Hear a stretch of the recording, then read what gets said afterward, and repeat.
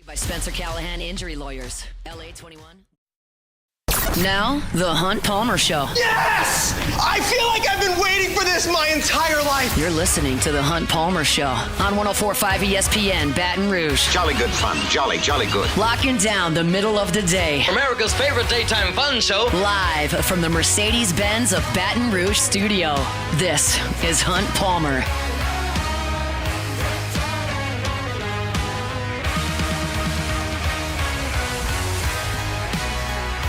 Welcome in. I'm Palmer coming to you from Mercedes-Benz of Baton Rouge studio downtown in the capital city on this Tuesday. Hope your work week's off to a good start. Appreciate you hanging out with us on 104.5 ESPN Baton Rouge. Normal Tuesday guest will be here just at a little bit different time. Glenn West, we're going to bump him back about 45 minutes. We'll chat with Glenn at 1:15. They're meeting with Jay Johnson and some LSU players here at the box at about 15 minutes. So we'll talk to Glenn about what those guys have to say over at the box before they head to Hoover, Alabama tomorrow.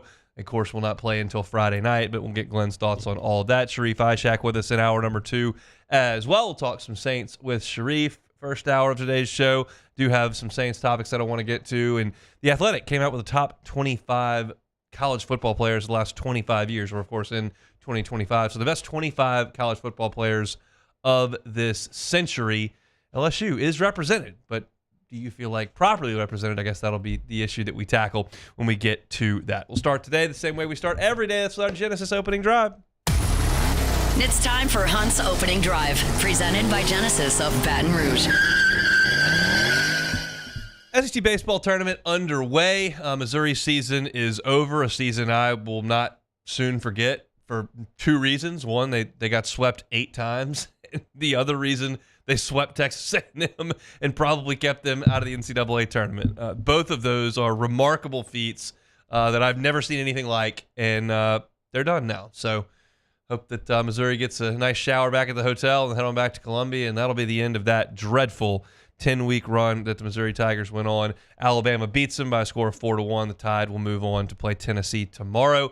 Game 2 of the day has already started up in Hoover. It is Kentucky and Oklahoma. Kentucky would probably rather win this game. It'd be a long week if they don't, even though I think they're okay. Oklahoma is probably pretty locked in as a 2 seed, so not a ton to play for the Sooners. We'll get caught up on all of that.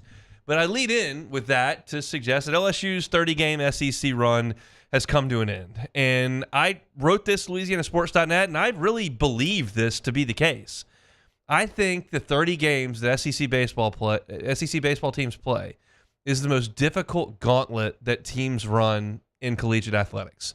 Like, I can't exactly speak to tennis. I don't know what goes on in equestrian. I'm not completely up on all things softball, but considering what the sport has become, and it's everybody else being a feeder into the SEC, it's made the SEC feel like the big leagues and everybody else feel like the minor leagues. And there will be SEC people that push back, ACC people that push back and say, that's completely disrespectful. Well, I kind of got the proof in the pudding in the postseason. I know North Carolina beat LSU last year. I watched every pitch.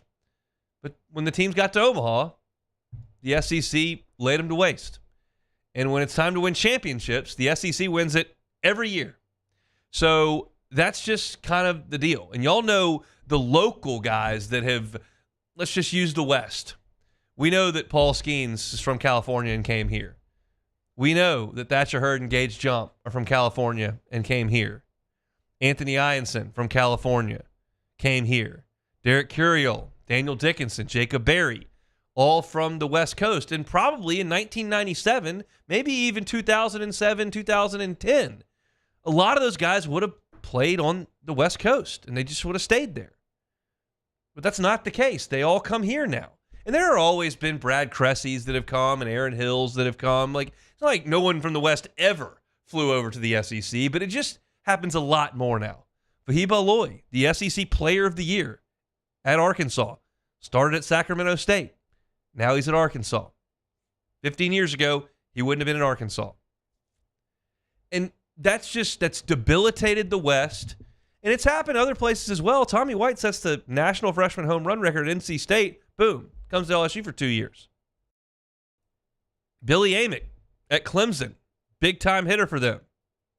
Goes to Tennessee, wins the national championship. Hurston Waldrop. Remember that name? Like, he's a guy that was at Florida. LSU saw him as a Southern Miss pitcher in the Saturday regional game in Hattiesburg. Was awesome. Became a first-round pick. He went to Florida. That's a guy that would have been at Southern Miss for 3 years in a previous era. But all these great players are coming into the SEC. And so that 30-game run is absolutely brutal for everybody. And nobody got through it without getting punched in the mouth. Texas won the league by 2 games. They went to Fayetteville completely non-competitive for 3 days. Completely non-competitive. Lost a series to Florida. That's a team that at one point was 1-11 in the league. Tennessee lost 6 of 7 series. Arkansas lost 3 series in a row, 4 of 5. LSU went to Auburn, got smoked. Lost 2 other road series. Nobody was immune, but now you're on the other side of it. And I wanted to go back and look statistically at kind of what some of LSU's players did in that 30-game sample size. Because we always look at the batting averages on the big Jumbotron at the box, and we look at the batting averages when they step to the plate on ESPN, and you never really know what a guy does in league play. I'm sure that there aren't a ton of y'all that realize that there were only 2 LSU players that hit 300 in league play in 2023. That offense was incredible. Cruz hit a bajillion. He hit like 420. And Tommy White hit like 370 with like 12 homers. And those 2 guys were legends. But everybody else hit 285, 265. Like it was not a lineup stacked with guys that hit 315 in league play. That's really hard to do. And so I wanted to take just a look at the SEC-only stats and kind of draw some conclusions on some of the guys from LSU. And the first 2 guys I obviously wanted to start with were Cade Anderson and Anthony Ianson. I made the statement yesterday. I wrote the statement around the horn on Sunday at LouisianaSports.net that I thought those 2 guys were as good a 1-2 collectively, not Skeens and Floyd, where Skeens, I'd take him every single time. But collectively 2 guys about on the same level. It feels like about as good as I've ever seen.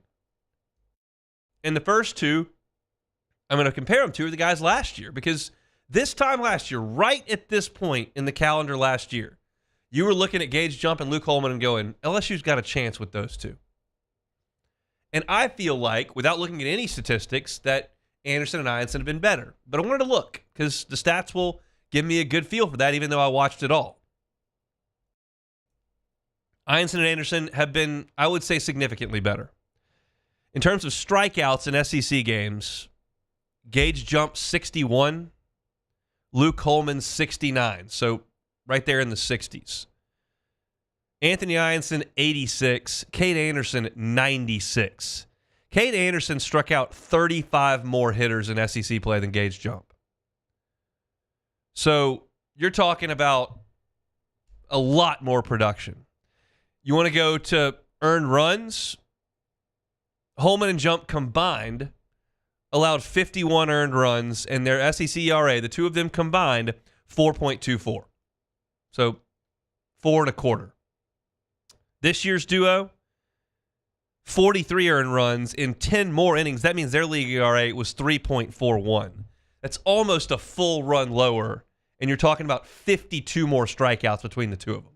So statistically speaking, this is not a very competitive race. Now, Holman and Jump are great, and they were drafted pretty high, and I'd take those guys on just about every LSU team moving forward, just on the roster, not as the ace 1-2, but on the roster. Those guys are really good SEC pitchers, draftable prospects, went deep into games, did a great job. I am not disparaging them at all, and I don't want it to sound like that. Anderson and Ianson right now are the best 1-2 going in college baseball, and that's a very, very comforting thing at this point.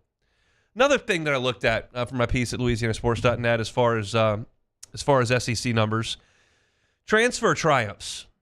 We know that every single June, Jay Johnson's got to get on the phone, whether he's been eliminated from Chapel Hill or he's in Omaha trying to win a national championship. When it comes to June, you got to be on the phone trying to recruit kids to come play on the next team. Famously talked about recruiting Luke Holman from Omaha. And right now, you understand that one of the first topics of conversation in that discussion is going to be NIL. Like, that's just the nature of the beast. And that'll be something Jay's got to handle with the collective and with his boosters and all that kind of stuff. I can't analyze that. It looks like LSU's pretty competitive. They put together a pretty damn good in a class and transfers every year. So as far as I can analyze, they do pretty well there. But the other piece to it is development and draftability, winning a lot of games. And LSU's doing that. I mean, it's very obvious that Anthony Ianson is a far more draftable prospect today, pitching in the SEC the way that he did, as opposed to just hucking it at UC San Diego. Look at Daniel Dickinson. I asked all January, early February, even into February when he was hitting a ton against the non-conference. I already know he can hit against the non-conference. He did it at Utah Valley for 2 years. What about when the SEC rolls around? Well, Daniel Dickinson answered my question. He hit .314, excellent. He was second on the team in SEC batting average. Hit the ball out of the ballpark 4 times, drove in 14 runs, and was an A-plus second baseman. I think Daniel Dickinson helped himself, and in the process is probably having a lot of fun. How about Chris Stanfield? That's an SEC to SEC transfer. Chris Stanfield led LSU in hitting in SEC play at a .326 batting average. He led LSU in doubles with 14 in league play. Last year at Auburn, in 30 league games, he had 4 doubles. He had 14 this year. So that is part of the sales process. Like, Daniel Dickinson went from playing on Mars to playing on Earth here. Like, Utah Valley to the SEC is 2 different planets, okay? So that's one way that you get a transfer in. But there's also Chris Stanfield was playing for a really good program, a great coach in Butch Thompson. They're going to be a national seed this year. They've been to Omaha recently in the last 4 years. Like, he's a good player, but he came to LSU, and with the coaching he received and with the ability to develop that he got, he's a much, much better player today than he was when he left Auburn. And these are stories, recent stories, relevant stories that Jay Johnson can tell. He can tell them to players that are thinking about transferring in and out of the SEC. He can tell them players that are transferring from Utah Valley or Indiana State or UC San Diego or Air Force. You come here, you will develop. And guys have absolutely done that. So those are 2 stories I wanted to tell. I have some more stats that didn't necessarily have a big story to them, but I found them interesting just poring over the stat sheet this morning. So I'll kind of conclude with some of those. LSU, when they don't make an error this year, is 26-3.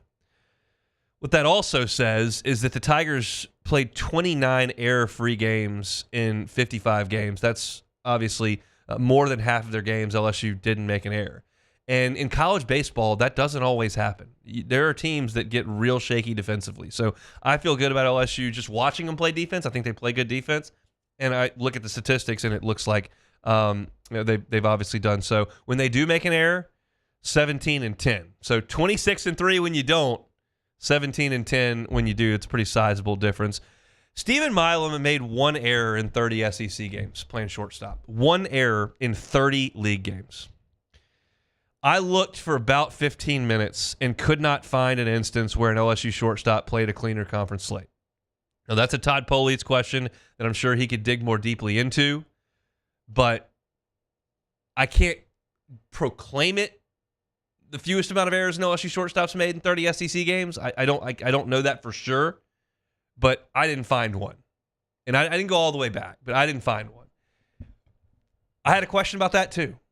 And he's been sensational. And to make 1 error in 30 league games, all the while making some of the really good plays that he made, that's some special stuff from the Tiger shortstop that he should be really, really proud of. I know that Justin LeBron was given the all-defensive team, first team yesterday. He made a play this morning in Hoover that was outrageously good, moving to his right. He's a great defensive player. He probably made more highlight reel plays than Milam. But as far as being steady, which is what you need your college shortstop to be, Stephen Milam was fantastic. Here's one on home runs. And I realize that there is an easy way to kind of read into this because you play some midweek games against bad pitchers and you hit more home runs. And I get that. But still, the point remains. When LSU hit 2 or more home runs this year overall, the Tigers 23-4. 2 or more home runs, 23-4. When they didn't hit a single homer, 9-4. So your winning percentages are way, way different there. You're winning 23 of 27 as opposed to 9 of 13. Long ball plays. LSU has a lot of guys that can hit 8 or 9. There's no one outside of Bear Jones that terrifies you with the home run ball. And then one thing that I'll point out, and a lot of this was in the midweek, but it's something to pay attention to, especially next Friday when LSU gets into that 4-seed regional game. LSU's best inning in terms of run differential was the first inning. LSU won the first inning 75-21 this year. And, man, does that make your life easier in the regional, in the box, to put another team behind the 8 ball when you get there. That's something that you probably can't coach to, and you do know that your best hitters are going to be coming up in that inning. But that's something I'd really like LSU to capitalize on when the regional comes next week is, hey, you've been great in the first inning all year. Keep that up. So that's just a quick trip around the stat sheet for me here on this Tuesday. If you want to read my piece up at LouisianaSports.net, you can certainly do so for free. It is right there on the front of the page. I'm going to have something a little bit later, either something from Jay Johnson's press conference, which is ongoing now as of 1 minute ago, or I also did a preseason projections column where I made some bold predictions.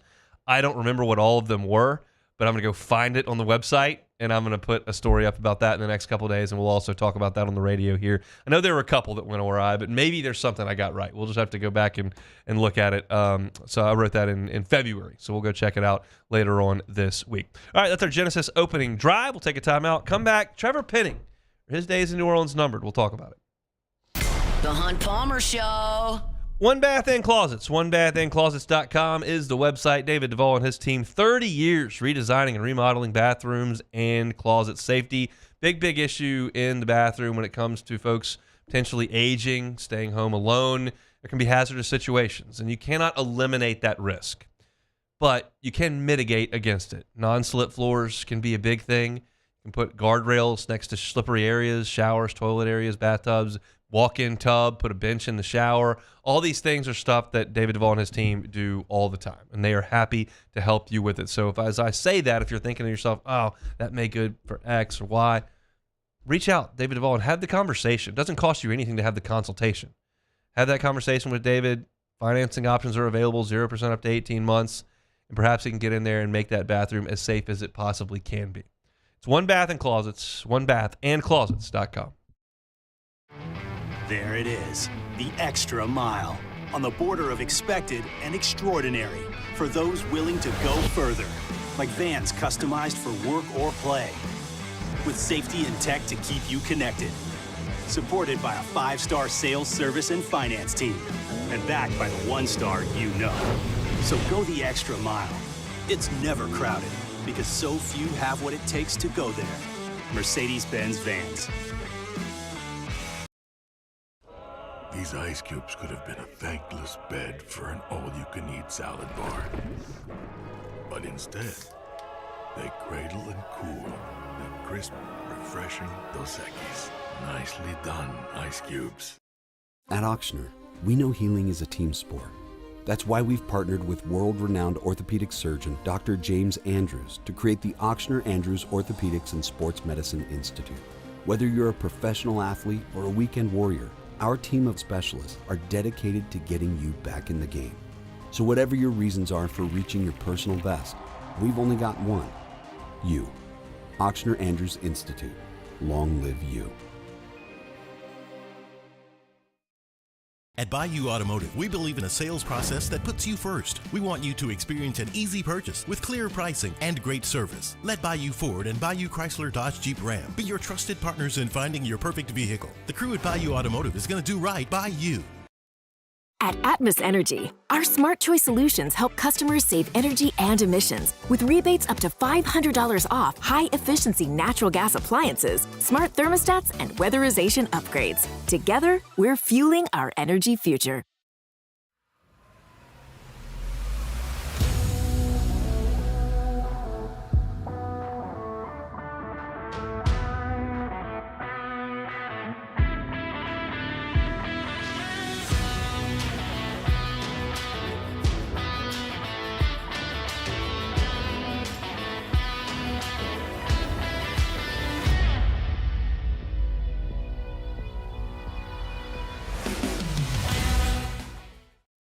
ED, low T, or simply seeking to optimize your health and performance? Goodwood Men's Sexual Wellness offers a range of discreet services to address your specific needs. We empower men to reclaim their health and confidence. Visit yourgoodwood.com. At Bayou Automotive, we believe in a sales process that puts you first. We want you to experience an easy purchase with clear pricing and great service. Let Bayou Ford and Bayou Chrysler Dodge Jeep Ram be your trusted partners in finding your perfect vehicle. The crew at Bayou Automotive is going to do right by you.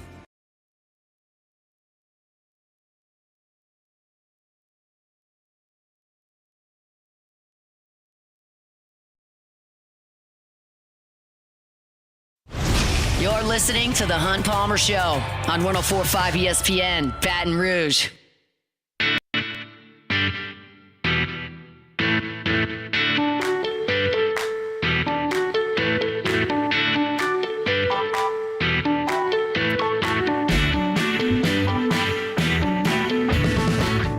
All right, chugging along here on a Tuesday. We'll keep you updated from Hoover. Still no score between Kentucky and Oklahoma. 2 more games to go this evening. You can follow along with some scores over at LouisianaSports.net. The only final of the day, Alabama beats Missouri 4-1. They will take on the Tennessee Vols tomorrow in the morning time over in Hoover. Look, I'm not a meteorologist, and I don't think I'm going to completely jinx the entirety of the tournament by speaking here.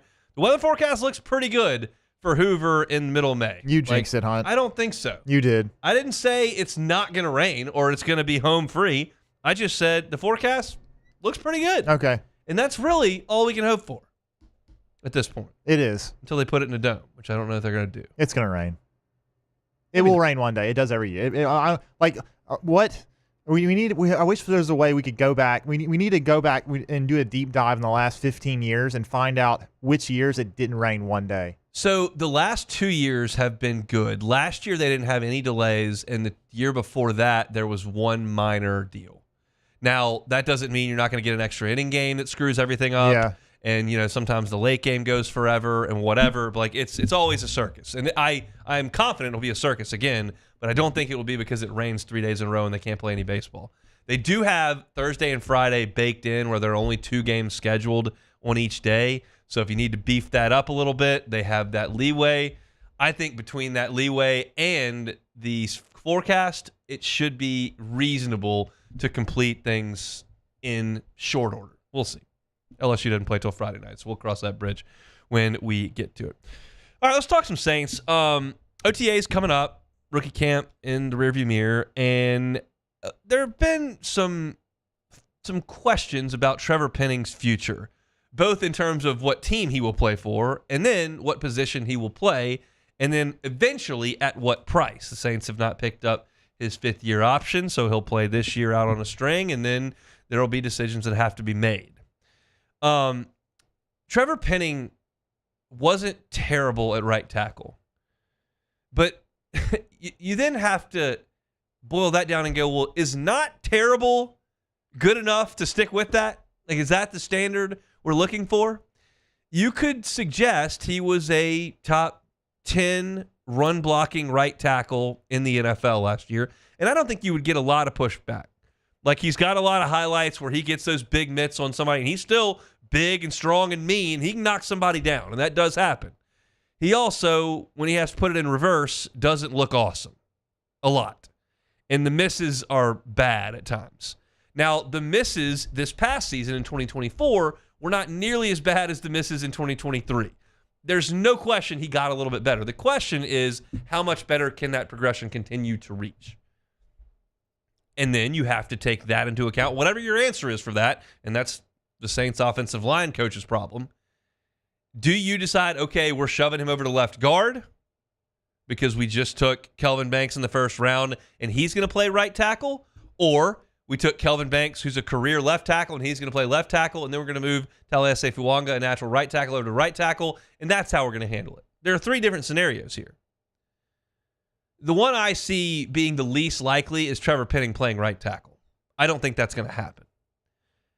Now, an interesting piece that Ross Jackson writes at LouisianaSports.net that I hadn't necessarily considered, but it is straight in line with my thinking about the future of this franchise and how they need to handle the dollars and cents, is if you move Trevor Penning to left guard and you play either Banks at left or Fuaga at left and the other one at right. I don't really care about that point at this point.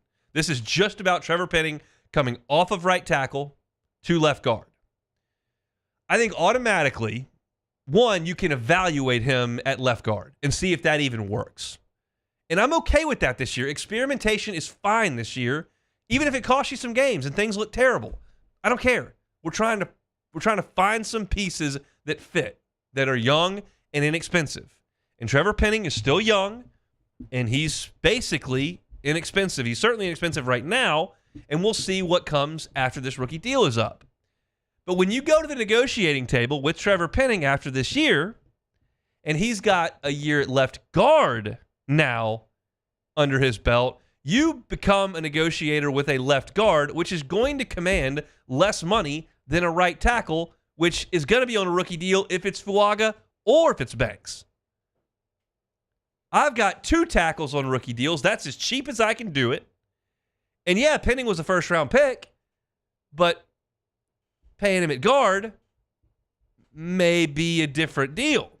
And I have a hard time thinking you're going to be fighting off suitors for Trevor Penning at tackle, where his agent's going to be able to look up and go, well, I got these three teams that want him as a tackle. They're going to pay far more. We're out of here. I don't see that as a realistic scenario. I think the most realistic scenario is you drafted him, you've helped develop him. He will have played 3 positions in 5 years and 4 years, and you may be the only ones really at the table. Now, if he goes out there as a left guard in his first time at that, and you're running the football pretty well, and he looks great doing that, and he's never on an island in pass protection, and all of a sudden he really looks like a pretty good player, well, that's not the biggest problem in the world. If you find that out, pay him a little bit more. He's still young. And then you've solidified your offensive line because you feel great about your tackles. I mean, we'll see what Banks looks like, but he's early first-round pick, and I have no reason to believe he's going to be terrible. You love where you are at center. I think Ruiz is fine over there on the right. Then you've got your offensive line set, and you can start to address other issues. It's kind of like that Dave Ramsey get out of debt thing, which is kind of what the Saints are in right now. You got to, they're baby steps, and you got to solve one problem and get rid of it, and then go to the next one. Don't try to solve every problem at once. And if you can solve offensive line with Penning playing left guard, okay, well, I don't have to worry about that anymore. I got guys that are on the right side of their prime, some really, really young in their career with 2 tackles. And now I can start worrying about wide receiver where I got nothing, running back where I'm aging, what the heck's going on at quarterback, we'll see. And then some of the defensive guys as they begin to roll off. But I think that the days of Trevor Penning playing tackle for the Saints should be over. The upside on him moving down to guard and then putting a younger player at tackle feels like almost too easy at this point. So we'll see. We may not get our answer until the middle of August. We may get it in OTAs. You never know. We don't have a Kellen Moore OTAs in our rear view to go back on. He'll be running the show for the first time. So we'll take a look. We'll talk Sharif about it, but this seems easy to me. I gave you those 3 options at the front. Let's boil it down to the very, very core. Banks is on 1 tackle. Fuaga's on another tackle. Penning's at left guard. If it works, awesome. Try to re-sign him. He's your left guard. If he can't do it, see ya. That's not going to hurt you too bad. I think that's the best way to go about it. Hopefully, that's what we find out this coming fall.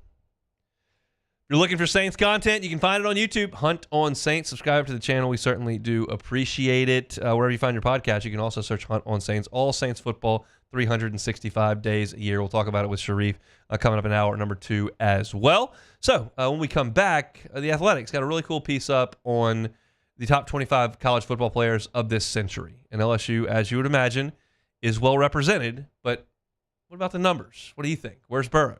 Anybody else up in the top 10? We'll see. That's next. The Hunt Palmer Show. Genesis of Baton Rouge. GenesisofBatonRouge.com is that website. Every car that's on the lot is online at GenesisofBatonRouge.com.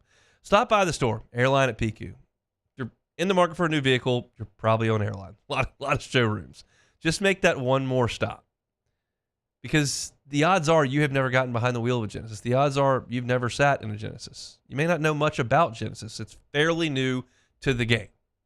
But it's a luxury brand of vehicles at a reasonable price. When I say luxury brand of vehicles, there may be some of you go, well, I can't afford that. Well, just give it a look. Go chat with one of their brand ambassadors. That's free, and I know you can afford it. Get behind the wheel for that test drive. They can come to you for a test drive if you can't leave the office or you'd like to stay at home. And just see the difference. Talk to you about the safety, the style, the comfort, and the great staff there at Genesis of Baton Rouge. They'll be with you every step of the way. Start that buying process at genesisofbatonrouge.com. See something you like? Reach out. Get behind the wheel for a test drive. It's Genesis of Baton Rouge. genesisofbatonrouge.com.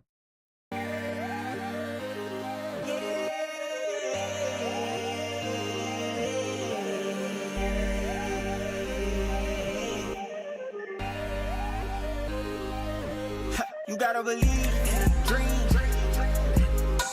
Believe. You gotta believe in a dream. Believe. You gotta believe. My whole team on wild. Man, age is just a number. Don't let it dictate how you feel. Goodwood Men's Sexual Wellness has anti-aging services that can help you look and feel your best. Visit yourgoodwood.com and discover a renewed sense of vitality. At Bayou Automotive, we believe in a sales process that puts you first. We want you to experience an easy purchase with clear pricing and great service. Let Bayou Ford and Bayou Chrysler Dodge Jeep Ram be your trusted partners in finding your perfect vehicle. The crew at Bayou Automotive is going to do right by you. These are the luckiest ice cubes in the world. They could have been a thankless bed for an all-you-can-eat salad bar. But instead, they've been called upon to cradle and cool a crisp, refreshing Dos Equis. Looks like the lucky just got luckier. Dos Equis. Gulf Coast Office Products is a nationally recognized Savin office equipment dealer based right here in Louisiana. Over 100 employees strong, Gulf Coast has the boots on the ground to support all vertical markets, from education, engineering, legal, and finance. With the latest in office technology, from desktop to production segment units, Gulf Coast and Savin have the perfect fit for you. Call 225-756-2644. That's 756-2644 for Gulf Coast Office Products. At Auctioner, we know healing is a team sport. That's why we've partnered with world-renowned orthopedic surgeon Dr. James Andrews to create the Auctioner Andrews Orthopedics and Sports Medicine Institute. Whether you're a professional athlete or a weekend warrior, our team of specialists are dedicated to getting you back in the game. So whatever your reasons are for reaching your personal best, we've only got one: you. Auctioner Andrews Institute. Long live you. Family owned and community driven. Service Chevrolet Cadillac, a legacy you can trust since 1972.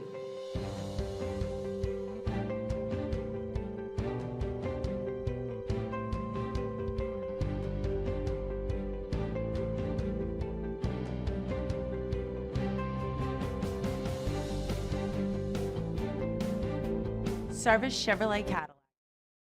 This is the Hunt Palmer Show on 104.5 ESPN, Baton Rouge.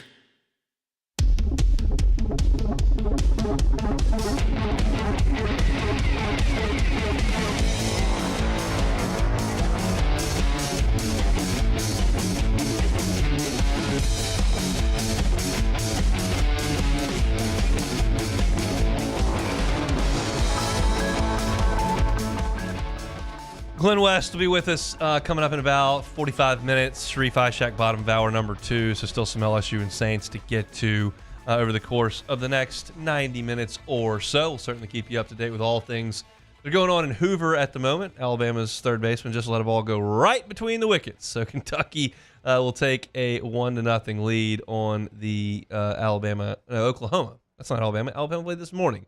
But Oklahoma and Alabama kind of look the same on a baseball field, and both had on pinstripes today. So Kentucky takes a 1-0 lead on Oklahoma. Kentucky may have something to play for here. They're on the bubble, got swept this past weekend against Vanderbilt. I think their metrics are good enough to get in, but a win today would probably make them feel a little bit better. We'll keep you posted as the day goes on. All right, Beck, let's have some fun with this. I'm doubting you've seen the Athletics list of the top 25 players, so that's why this part is fun. I have. Let's just see, and you can just name them individually, how many LSU players you think made this list. It's the last 25 years, so starting with the 2000 season. We've played 25 of them. So who do you feel good about being on the list? Burrow and Daniels. Burrow and Daniels are both on the list. You want to throw a guess as to the range where they might fall? I would say Burrow is probably in the top 5. He is. He's number 4. And Daniels probably in the top 10? No. Maybe 15, top 15? Nope. Wow, okay. So he's like in the 20s? He's 21. Okay. And if you look at this list, you think about the year we watched Jaden play, and it was amazing. This list is full of dudes. Like, there's some really good players. I read you Terrell Suggs' stats just a second ago, and that's not someone that would immediately pop to my name. No. In one season, he had 31 tackles for loss and 24 sacks. Not a career. Yeah, and in a season. And they only played less games than they do now. So like it's he was pretty good. So it's guys like that maybe you wouldn't quite recall. I mean, we all know how good Larry Fitzgerald was, and he's on this list, and Ndamukong Suh. So like there's just Jaden had a great year, and it was awesome, but it's tough to make the list. So those two, do you feel like there's another? Maybe Glenn Dorsey. Very good guess. I think worthy, not on the list. Glenn won every award you can win for a national championship team. It's crazy to think that I don't expect to see Jamar Chase or Justin Jefferson on the list because Joe Burrow takes that year. Yeah, Devontae Smith made the list round 10 somewhere, and then Larry Fitzgerald made the list, and I don't remember another wide receiver on the list. I think those are the only 3. Larry Fitzgerald's 11. Devontae Smith is 13, and I don't remember another wide receiver. I'll keep scrolling, but do you think there's another one? I would guess no. There is one more. Okay. So now you have the opportunity to guess. Patrick Peterson. Patrick Peterson is not on the list. Very, very good player. And I would suggest this will get pushed back. I would suggest that Glenn Dorsey and Patrick Peterson were quote unquote better players, down in and down out, than this guy. Okay. But he made the list. And I think that Tyrann Mathieu? That's it. Yeah. Tyrann is number 24 on this list. Okay. Now, I want to be very clear. I am not in any way disparaging Tyrann Mathieu when I say that. And I was thinking, I'm like, okay, it's going to be Burrow and Daniels for sure. And then I was like, okay, then you got to go back to that around that era is Patrick Peterson, maybe Tyrann Mathieu, maybe Glenn Dorsey. I was not thinking it would be Tyrann Mathieu for the reason you said, as terms of like. I mean, if I'm going to put somebody on Julio Jones, I'm going to put somebody on Amari Cooper. I want Patrick Peterson covering those dudes. Yes. I'd rather Derek Stingley or Morris Claiborne covering those dudes. But and I say this as a words nerd. Unique gets thrown out just all over the place all the time, and it's improperly used. He's the most unique. He's very unique. He's kind of unique. Like, it's either unique, it's one, or it's not. That's the only way unique works. Or you say like once in a generation or something like that. Yeah, the generational player kind of irritates me too, because that whatever. But Tyrann Mathieu, as a college football player, to me, unique. I've never in my life seen anybody play college football like that. He simply would take the ball away from the other team. Not like it happened one time, like all the time. Took the ball away from the guy in the Arkansas game, took the ball away from the guy in the Georgia game. Kentucky game, he comes ripping off the edge and swipes the ball away from the quarterback and goes and scores a touchdown. West Virginia game, he gets back there, bats it away. Then you factor in the kick returning aspects of it, where he returned the punts against Arkansas and Georgia that completely flipped those games. Like, I'm not arguing that Tyrann Mathieu shouldn't be on this list. I'm perfectly accepting of him being on this list. I think he made the list more because we've never seen anything like that before. I would agree. And that's really, really amazing stuff. And that first year when he did all that in 2011 was my first year on the beat. So it was literally my full-time job to cover that team. It was the first team I ever covered. And So I remember that season vividly well. I was at every game. I was on the sidelines for all the fourth quarters. I was doing interviews after the game with all the players and Les, and like, it was my first time. So that kind of leaves an impression. You do this for 35 years, like a lot of folks in Baton Rouge have done it. Like some stuff may, blend together. That was like right out of the chute for me. So for him, that's incredible. How do you feel back about Joe Burrow being number 4? And do you want to give a guess as to who's in front of him on this list? Because I think there are a lot of people in Baton Rouge say, best quarterback in the history of college football. But I don't feel like 4 is a bad spot. I think that's fair. I think that's perfectly fair. Because if we're talking about the last 25 years, I think 4 is fair. Do you have a guess as to someone in front of him? Maybe Ndamukong Suh. Ndamukong Suh is number 3 on this list. Let's see his best season as a defensive tackle. 85 tackles, 21 TFLs, 12 sacks, and in the blurb they wrote about him, they played a Texas team that was averaging 43 points per game in the Big 12 championship game, and in that game, he had in one game 12 tackles, 7 TFLs, and 4.5 sacks. That is unbelievable. Yeah, it's just unbelievable. Yeah, it's from the defense. Like, it'd be one thing if he was on the edge and like he could, but he's like right in the middle of the line of scrimmage, and there's a million linemen in there, and they couldn't do it. And they were a high flying offense, and he just blew the whole thing up. So yeah, and Ndamukong Suh is in front of him. Let's see. Last 25 years, maybe Vince Young. Vince Young is not. No. Okay. 2 from pretty close to that era. Yeah. I'm guessing.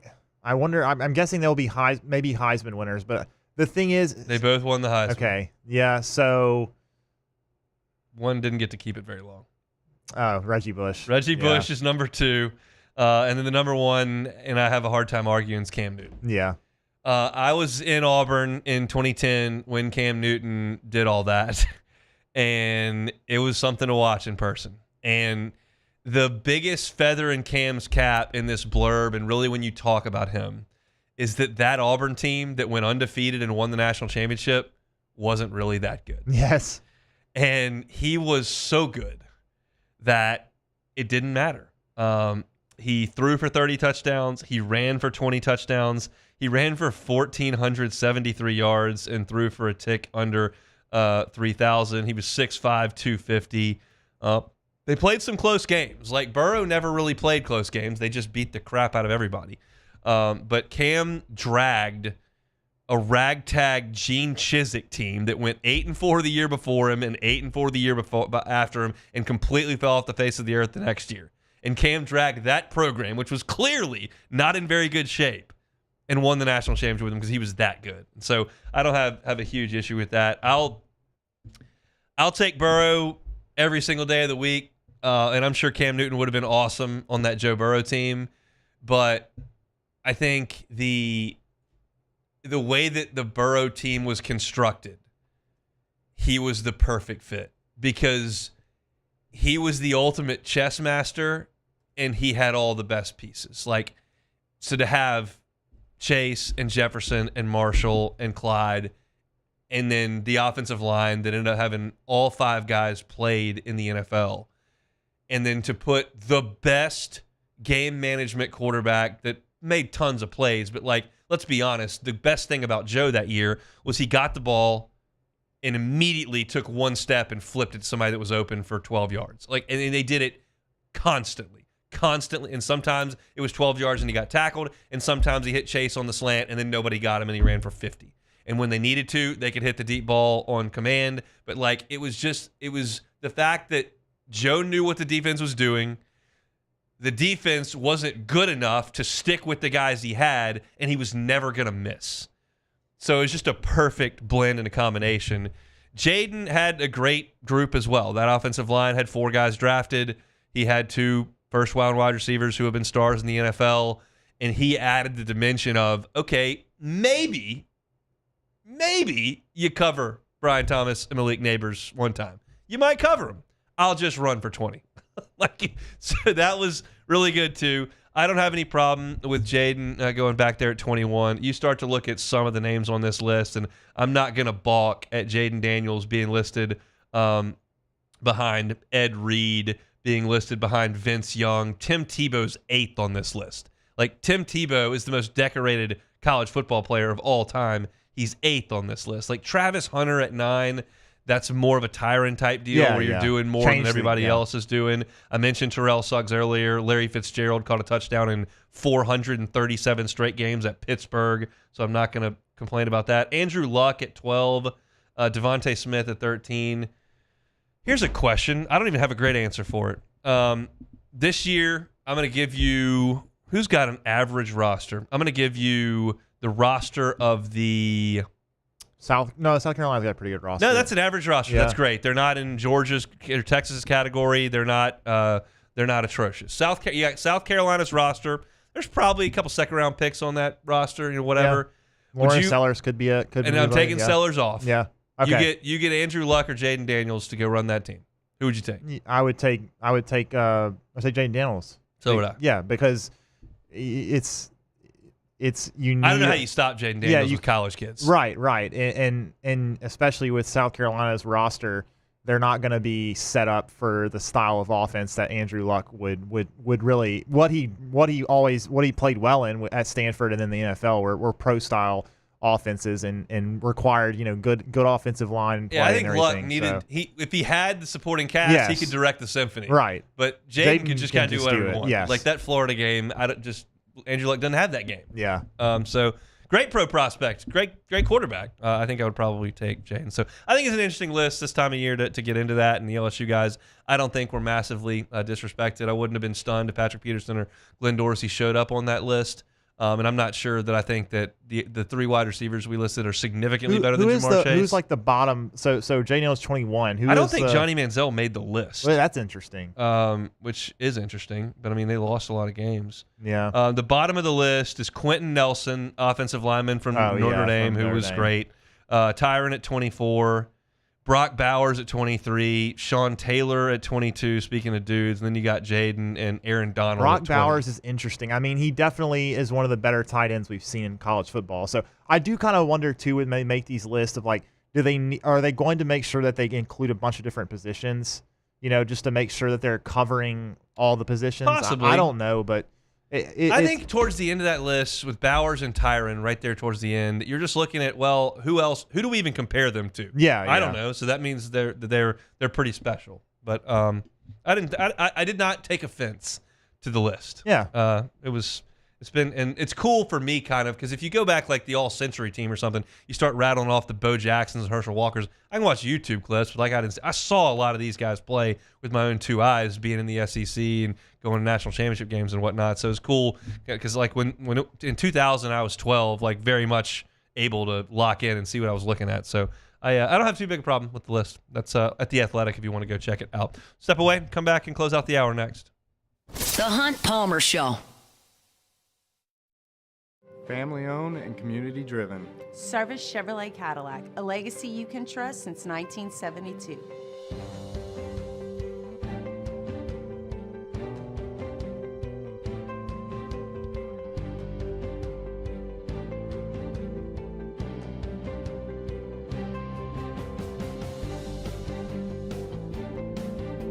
Service Chevrolet Cadillac, our family serving your family. For over 50 years.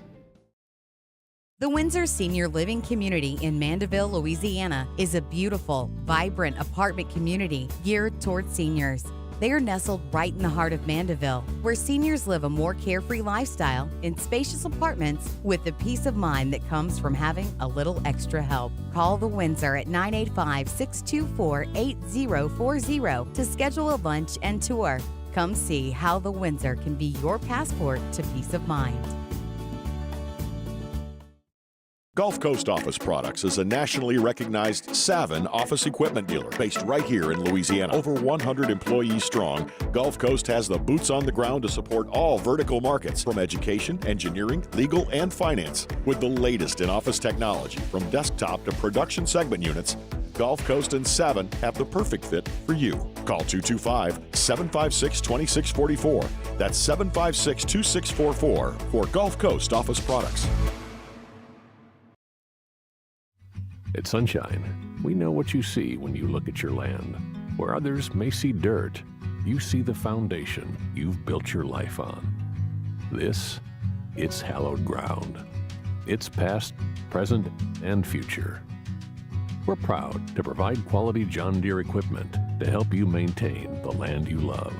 Check out our current promotions and learn more about what it means to be powered by sunshine at sunequip.com. ED, low T, or simply seeking to optimize your health and performance? Goodwood Men's Sexual Wellness offers a range of discreet services to address your specific needs. We empower men to reclaim their health and confidence. Visit yourgoodwood.com. These are the luckiest ice cubes in the world. They could have been a thankless bed for an all-you-can-eat salad bar, but instead, they've been called upon to cradle and cool a crisp, refreshing Dos Equis. Looks like the lucky just got luckier. Dos Equis. At Auctioner, we know healing is a team sport. That's why we've partnered with world-renowned orthopedic surgeon Dr. James Andrews to create the Auctioner Andrews Orthopedics and Sports Medicine Institute. Whether you're a professional athlete or a weekend warrior, our team of specialists are dedicated to getting you back in the game. So whatever your reasons are for reaching your personal best, we've only got one. You. Auctioner Andrews Institute. Long live you. At Luba Workers' Comp, our journey began over 30 years ago with a simple belief: our clients come first. At Luba, our business has always been focused on people, not policies. Through every success and challenge, we've continued to grow because we've stayed true to our values, committed to providing you with genuine dependability. Because your well-being is more than a priority. It's our purpose.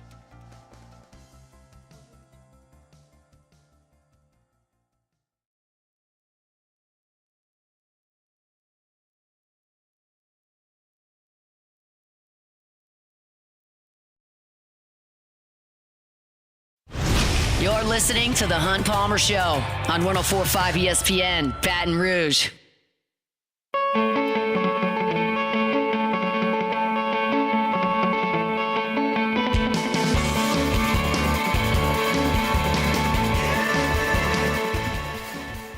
I forgot to mention this when we were talking about Missouri and Alabama playing this morning because I didn't know about it until yesterday after I got off the air.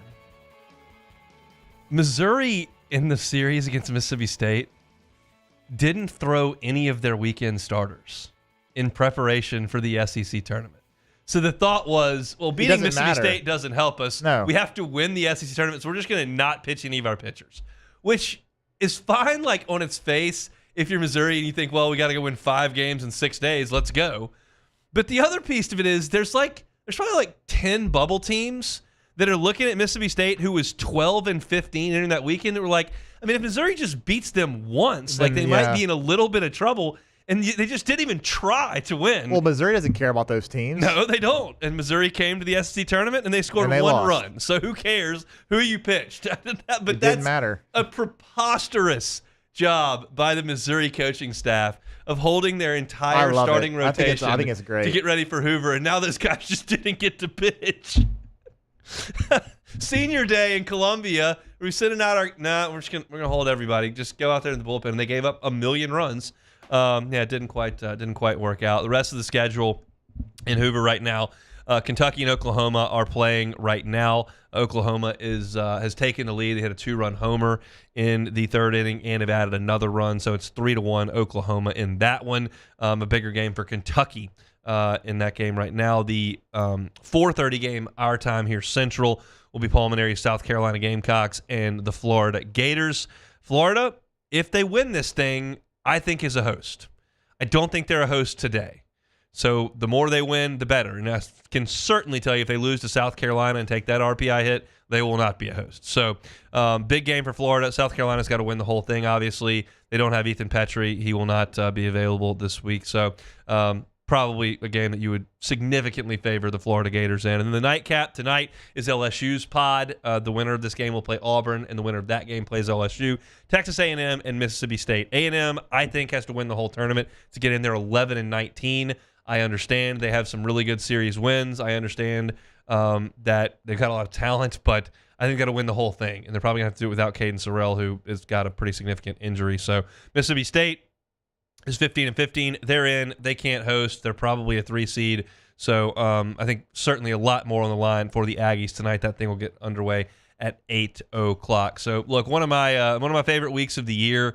The reason for that is because it's a lot of baseball. It starts in the morning, and most of it doesn't matter that much. So it's not high stress. It's just enjoyable. You see a lot of really good players. You'll start to see a lot of really good pitchers starting tomorrow. So I'll keep you posted on Kentucky and Oklahoma as we move forward. We're going to pause for SportsCenter, get you caught up on national headlines. We'll come back. We got a lot to do. Glenn West and Sharif Ishak will jump aboard. I'll talk some LSU baseball as well. Hope your Tuesday is going well. We'll see you on the other side of SportsCenter. The Hunt Palmer Show. There it is, the extra mile, on the border of expected and extraordinary for those willing to go further, like vans customized for work or play, with safety and tech to keep you connected, supported by a 5-star sales, service, and finance team, and backed by the 1-star you know. So go the extra mile. It's never crowded, because so few have what it takes to go there. Mercedes-Benz Vans. These are the luckiest ice cubes in the world. They could have been a thankless bed for an all-you-can-eat salad bar. But instead, they've been called upon to cradle and cool a crisp, refreshing Dos Equis. Looks like the lucky just got luckier. Dos Equis. Gulf Coast Office Products is a nationally recognized Savin office equipment dealer based right here in Louisiana. Over 100 employees strong, Gulf Coast has the boots on the ground to support all vertical markets, from education, engineering, legal, and finance. With the latest in office technology, from desktop to production segment units, Gulf Coast and Savin have the perfect fit for you. Call 225-756-2644. That's 756-2644 for Gulf Coast Office Products. Baton Rouge is home for real rock. It's Eagle 98.1. Foo Fighters. Led Zeppelin. AC/DC. Pearl Jam. And the flagship home for LSU sports. Take us anywhere with the Eagle 98.1 app. Eagle 98.1 is the rock station. Men, age is just a number. Don't let it dictate how you feel. Goodwood Men's Sexual Wellness has anti-aging services that can help you look and feel your best. Visit yourgoodwood.com and discover a renewed sense of vitality. At Bayou Automotive, we believe in a sales process that puts you first. We want you to experience an easy purchase with clear pricing and great service. Let Bayou Ford and Bayou Chrysler Dodge Jeep Ram be your trusted partners in finding your perfect vehicle. The crew at Bayou Automotive is going to do right by you. Gulf Coast Bank and Trust is giving our customers the power to bank anywhere, anytime during this challenging event. And we're right there with you. Our mobile banking app is a smart way to manage your money and time. Gulf Coast Bank and Trust, the bank that cares about you. At Sunshine, we know what you see when you look at your land. Where others may see dirt, you see the foundation you've built your life on. It's hallowed ground. It's past, present, and future. We're proud to provide quality John Deere equipment to help you maintain the land you love. Check out our current promotions and learn more about what it means to be powered by sunshine at sunequip.com. Family owned and community driven. Service Chevrolet Cadillac, a legacy you can trust since 1972.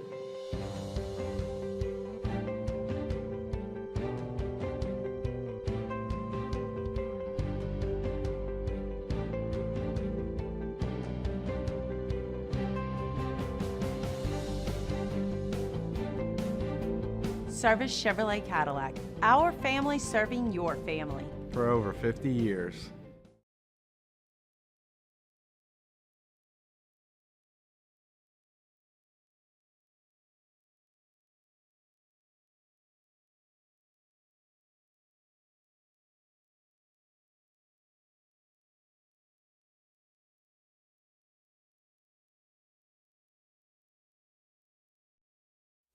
This is SportsCenter. I'm Christine Lisi. For the second time in 3 days, the NBA spotlight is on Oklahoma City. Sunday, it was OKC's Game 7 West semifinals win over Denver. Tonight, it's for Game 1 of the West Finals between the Thunder and Timberwolves. OKC's Shai Gilgeous-Alexander enters the series, averaging 34 points a game against Minnesota the last 3 seasons. ESPN NBA analyst Andrea Carter. He has been able to operate at a very efficient and high clip offensively against this Minnesota defense. He has dominated the matchup with Jaden McDaniels. Minnesota has to find an answer for Shai Gilgeous-Alexander, yes, but the question really is for OKC, who besides Shai Gilgeous-Alexander is going to help him with consistent scoring throughout this series. Game 1, 8 Eastern ESPN Radio, 8:30 Eastern ESPN. The NHL's East Final starts tonight for the Panthers and Hurricanes, rather. ESPN's Adam Schefter's reporting NFL owners expected to vote today to approve allowing players to take part in flag football in the 2028 Summer Olympics. They'll vote on the tush-push ban and playoff reseeding tomorrow. Your summer drink is here. Twisted Tea is a smooth, refreshing, hard iced tea with 5% alcohol, making it the perfect drink to take any day this summer to the next level. Twisted Tea Brewing Company, Cincinnati, Ohio. Please drink responsibly. Now, the Hunt Palmer Show. Yes! I feel like I've been waiting for this my entire life. You're listening to the Hunt Palmer Show on 104.5 ESPN, Baton Rouge. Jolly good fun. Jolly good. Locking down the middle of the day. America's favorite daytime fun show. Live from the Mercedes-Benz of Baton Rouge studio. This is Hunt Palmer.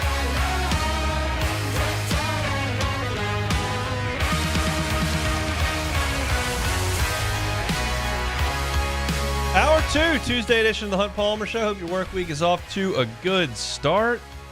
Almost half the work week in the rearview mirror for me. So we'll be out of here on Friday, long weekend for Memorial Day, and then locking in next Tuesday for a regional. That'll certainly be in Baton Rouge. The question is, are we sure that a super regional is going to be in Baton Rouge? And that question was asked to Jay Johnson today. In fact, about 37 minutes ago.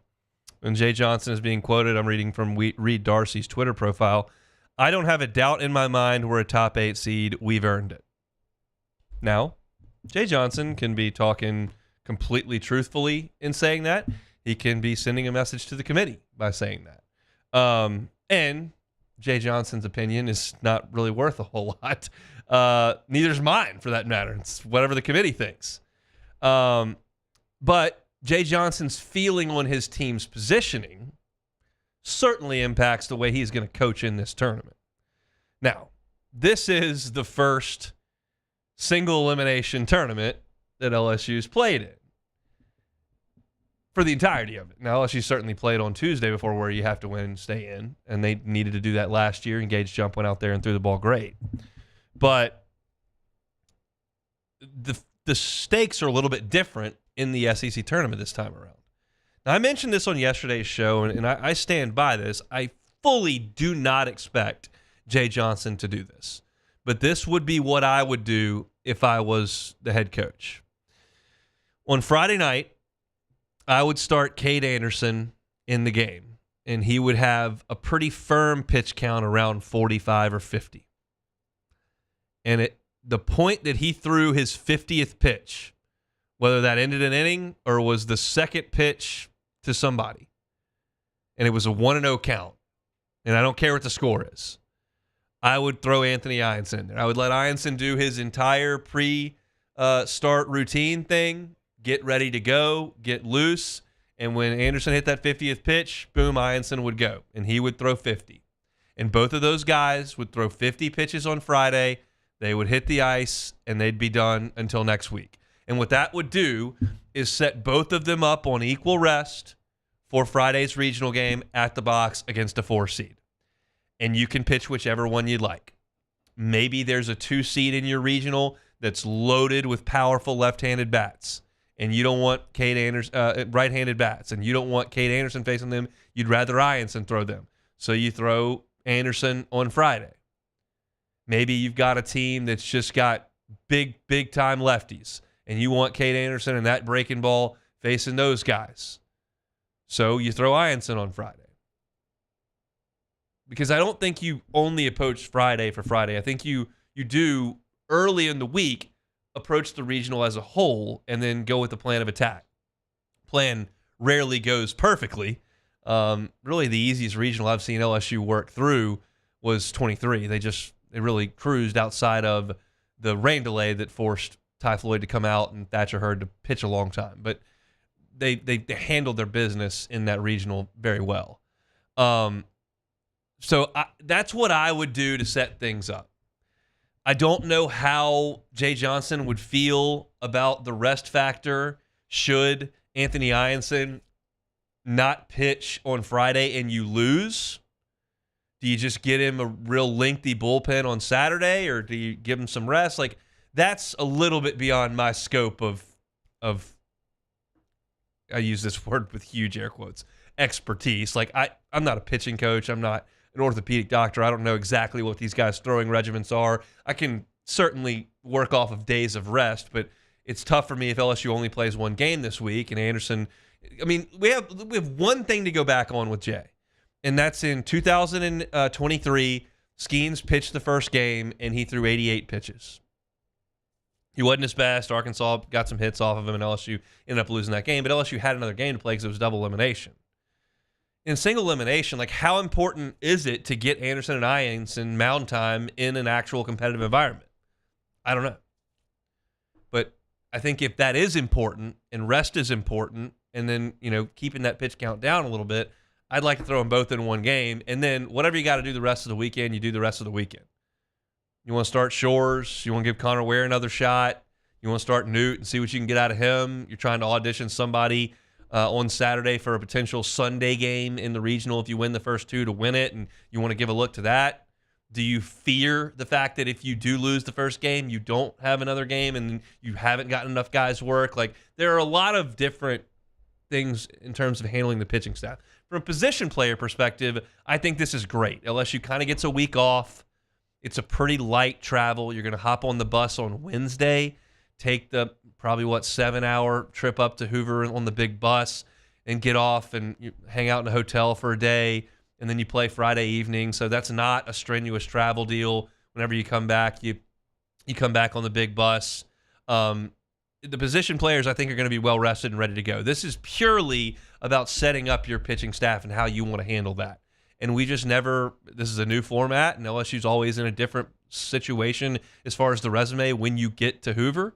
But the only thing we have to go off of from Jay is his saying, I don't have a doubt in my mind that we're a top 8 seed. We've earned it. So I've given my thoughts on it. We'll see what Jay Johnson decides to do. My sincere hope with this SEC tournament for LSU is that you play 2 games. I think I want them to win Friday, lose Saturday, and go home. And I was saying that all week last year. After they won those first 2 games and you had gotten as hot as you did, and you'd gotten to 13 wins, and then you'd won 2 more, it was obvious based on the RPI, the quad 1 wins, everything, you were in the field. You had done enough. You had swept Ole Miss in the finale. You got to Hoover. You won 2 games. You're fine. And then I was ready for them to lose, and they kept winning. They had to walk off against South Carolina, and this is not – you can't immediately connect these dots. It was purely bad luck. But LSU playing as much as it did get Christian Little into the game, and he got hurt.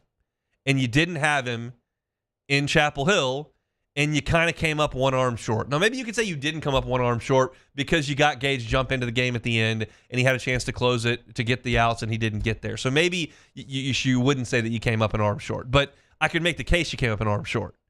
And he got hurt playing games that I didn't really want him to play in Hoover. And that may make me non-competitive and a loser, and if they keep score and the scoreboard's on, you got to go out there and win. I'm not real concerned with the SEC baseball tournament. I love the week. I love the entertainment value of it. I love the fact that I flipped on the game earlier today, and at 9:30 they're playing baseball. I love the fact that after my kids go down tonight, I can turn on a baseball game. Like, that's awesome. But as far as the actual consequences of the results, I'm just worried about next week.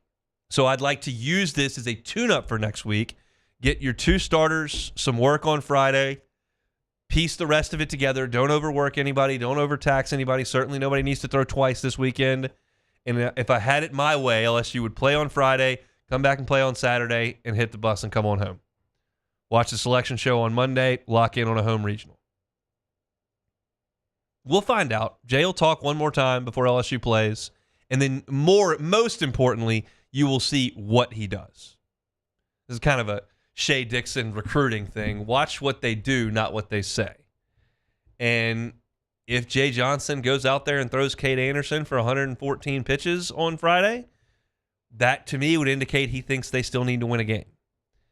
If he does something completely out of character, that to me would suggest like pitching both pitchers in one game or pulling Cade Anderson after 50 or something like that, then that would indicate he feels like they're in good shape. We won't know that until Friday night, and I'll be long gone from this week of radio. But it's fascinating. It's something to talk about, and at this point in the week, I'll give my thoughts on it.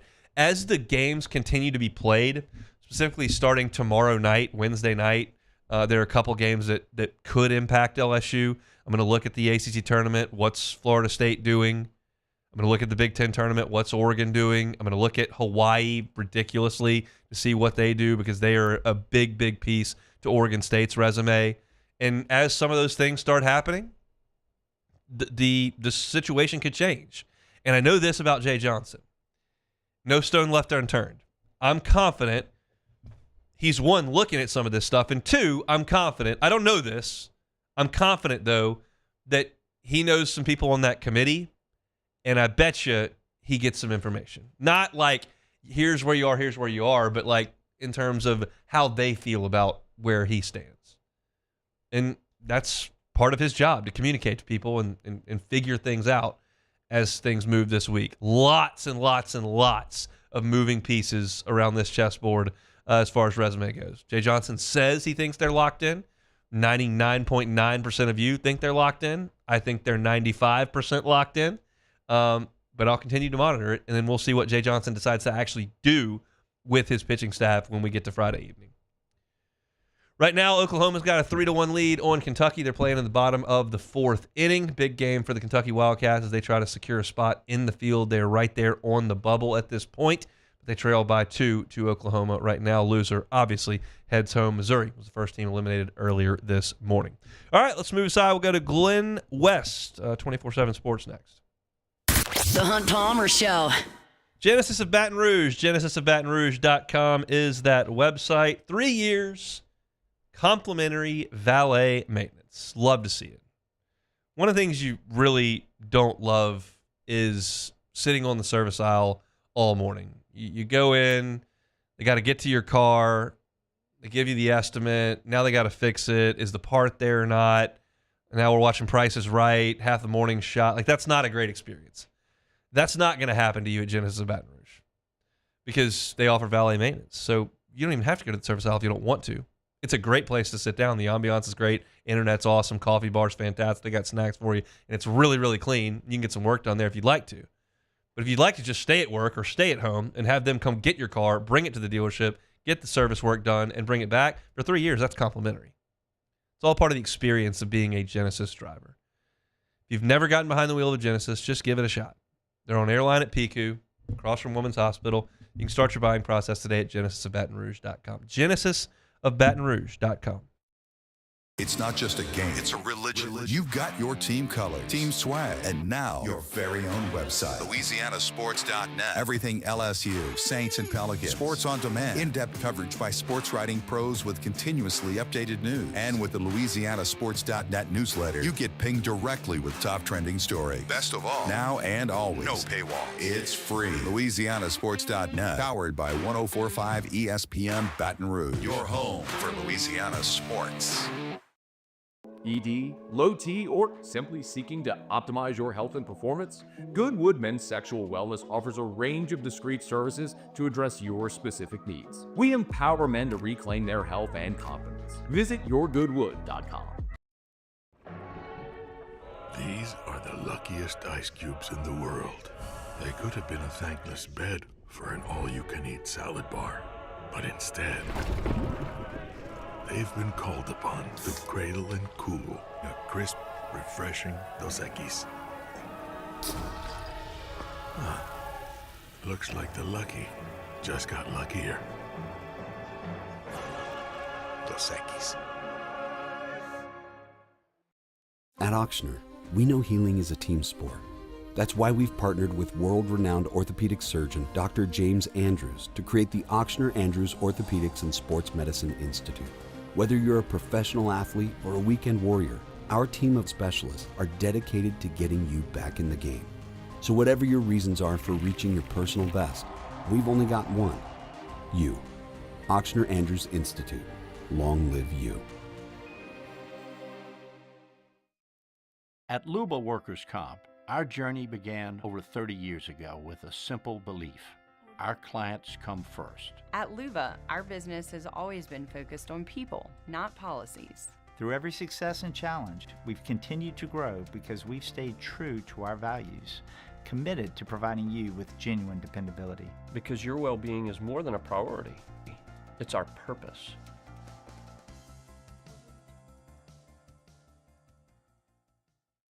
Gulf Coast Office Products is a nationally recognized Savin office equipment dealer based right here in Louisiana. Over 100 employees strong, Gulf Coast has the boots on the ground to support all vertical markets, from education, engineering, legal, and finance. With the latest in office technology, from desktop to production segment units, Gulf Coast and Savin have the perfect fit for you. Call 225-756-2644.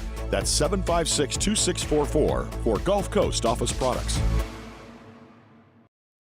Family owned and community driven. Service Chevrolet Cadillac, a legacy you can trust since 1972.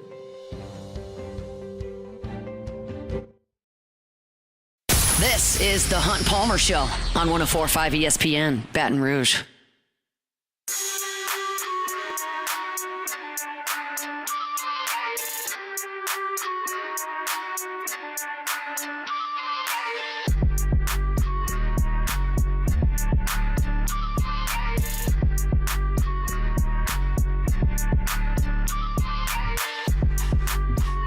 Always invite you to head over to LouisianaSports.net. Got all your Louisiana sports coverage, and it's all there for free. Got a story up right now called Statistically Speaking. Did a pretty deep dive into LSU's baseball statistics in SEC play. Got our guy Ross Jackson is all over the New Orleans Saints, going through a feature talking about the different veterans on the New Orleans Saints roster and where they may fit in on this next team. Also got a resume review up talking about LSU's projection as potential top 8 national seed. Curtis Givens from the LSU basketball team has committed to Memphis. Got a story up on that as well. So lots going on over there at LouisianaSports.net. Glenn West, good enough to give us some time on this Tuesday. Usually in the first hour, bumped him back a little bit because Jay Johnson had to speak with the media before the Tigers hit the road for Hoover tomorrow. Joins us now on the Jim's Firearms Hotline. Glenn, how are you? Doing well, Hunt. Just wrapped up with Coach Johnson and Jared Jones and Kate Anderson. So gave us some good stuff as they leave for Hoover here in the next couple of days. You got the headliners today. That's some pretty big stuff there. Jay Johnson, I saw the one tweet a quote that was tweeted out the most often was saying that he felt that they were already in a top 8 national seed, had earned that. Your feelings on it? Yeah, I'm kind of in that camp too. I think that, if you'd lost 2 out of 3 to South Carolina, it certainly opens the door for a lot more possibilities. But I thought winning those last 2 on Friday, Saturday was really important. And look, you're looking at a team right now, I think is 7 or 8, 9 in the RPI, somewhere in that range. But pretty consensus number 1 team across multiple different platforms. And look, I know you take those things with a grain of salt, but I have a hard time imagining all those guys who follow national baseball, college baseball throughout the entirety of the season would be that off base as we go here in the conference tournament. So Are there some extremes here where they could play out? They could make things a little murky, sure, but I think that they feel pretty confident they're going to be one of the 8 national seeds that gets to have a chance to have the road to Omaha go through Baton Rouge. I guess let's stick with that. I wanted to talk a little bit about the series in South Carolina, but let's stick right there for this point of this discussion. How do you expect Jay Johnson to approach this then, if that's the case, where you could play 9 innings and go home? Yeah, I think that they're going to approach this thing like they're going to try to win in Hoover, win a game or two, whatever it may be. But I think from a pitching perspective, what you're not going to see is them overextending Cade Anderson and Anthony Ianson.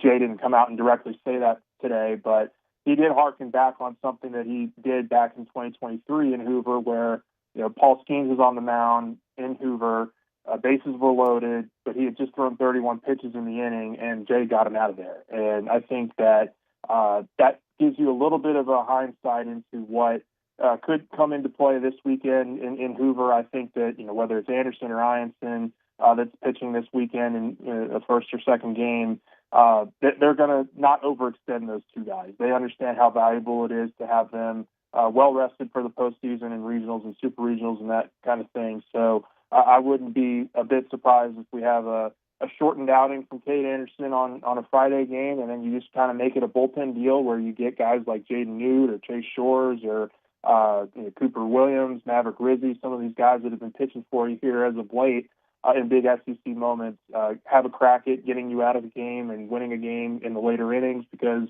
I do think those are valuable reps for those guys as you look ahead to what LSU is going to be facing here in the postseason. Getting those guys some valuable outs in a tournament like that, I think is almost as valuable as getting guys like Anderson and Ianson their typical reps. Would you? This is an unanswerable question because Jay's not going to tell you this, and I want to preface that to our audience. Jay's not going to give you pitching plans a week out, but do you think it'd be a problem if Anthony Ianson didn't pitch this weekend? If you went out there and you threw Cade Anderson 70 pitches and you lost the game 4-2, and Ianson never pitched?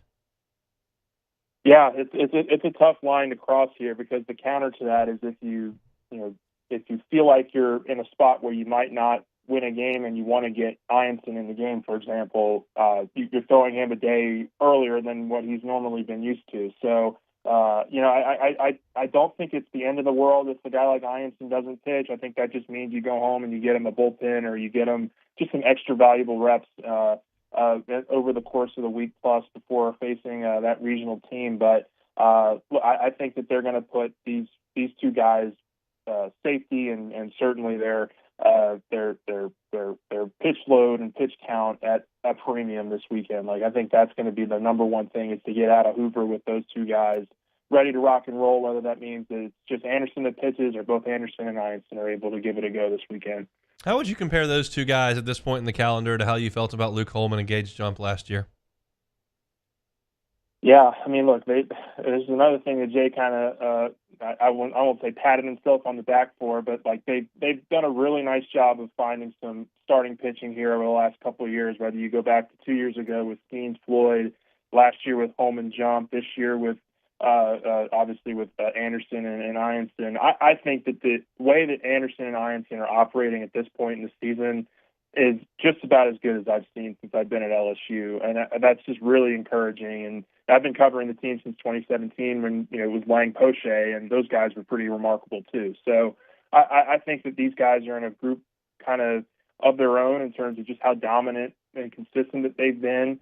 So I think they've probably pitched a little bit better, especially when you look at the course of the entirety of SEC play. I think their numbers are probably a little bit better than even Holman and Jumps were last year, and we thought those guys were remarkable towards the end of last season as well. So it's a really good spot to be in if you're LSU. You spoke with Jared Jones. He seemed to be seeing the ball pretty well in Columbia, South Carolina. Was it nice for him to kind of bust out on a weekend? Absolutely, and I think it's really important for a lot of those guys, and this is one of the questions I had for him and for Jay, just those everyday players, Jared Jones, Stephen Milam, Daniel Dickinson, Chris Stanfield, Luis Hernandez behind the plate. It was really important, I think, for those guys to come back this week and get a good recovery weekend. They've done some light work so far to this point in the week, but nothing really heavy, nothing really serious, and then they'll kind of ramp things up tomorrow and certainly when they get to Hoover. But I think it's really important to have those guys fresh when you kind of go here into this stretch run. But I kind of asked this to Jared just because it looked like even when LSU was getting outs in this last series against South Carolina, they were really crushing the ball. I mean, they were hitting it pretty hard, line drives, ground ball outs, deep fly balls, things of that nature. But I thought it was probably the most consistent they've swung the bat in a couple weeks now. And so Jared was just telling us, like, Jay Johnson has told them that all you got to do is be a little bit better. And when they were going through their struggles, and I think that we're starting to see the offense kind of get back to a little bit of a form here that they were in at the very beginning of SEC play and certainly in non-conference play when they were very consistent in getting runners on base, scoring runs, every inning, every other inning kind of thing. And I think you'll see that. You'll hopefully get a chance to see that now going forward in postseason play with those guys swinging the bats the way that they are. I feel like I've got a pretty good read on Jay Johnson at press conferences now. Haven't done it for a little bit. And I can only imagine what his reaction would have been if I had asked about Derek Curiel, quote unquote, struggling. The statistics are there. He's 4 for his last 33 before Saturday's game when he got 3 hits. I know that drives Jay nuts because he's playing great. He's hitting 340 as a freshman, but he was 4 for 33. How important do you think was it for him to get those 3 hits on Saturday, and did that come up today? Actually, it did not come up. We asked Jared Jones about that a little bit, and he said that it's probably a little bit of just freshmen going through the ups and downs of the season, and I'm sure that's exactly the same answer we would have gotten from Jay had we asked him. But I think it's really important for LSU to get Derek Curiel kind of going here a little bit. It had been a little bit of a struggle for him, but I think, look, they've leaned into him in that leadoff spot for the majority of the season, and that's a spot that Jay Johnson covets to, one of the best hitters, if not the best hitter on the team. They understand how important it is for that guy to get on base, 3-4 times a game, and that's something that Derek Curiel, up until this recent little slump here, was doing religiously. So I think it was a really important game for him on Saturday to get those 3 hits. I thought it was extremely important for Stephen Milam to get a couple hits in that game as well. He's somebody that I think could be a huge X factor for this team if he's able to start swinging the bat the way that he was towards the end of last year. So those two certainly are going to be big parts of LSU's success, or whether or not they're going home early in postseason. Last one here for you. Concern level on Zach Cowan.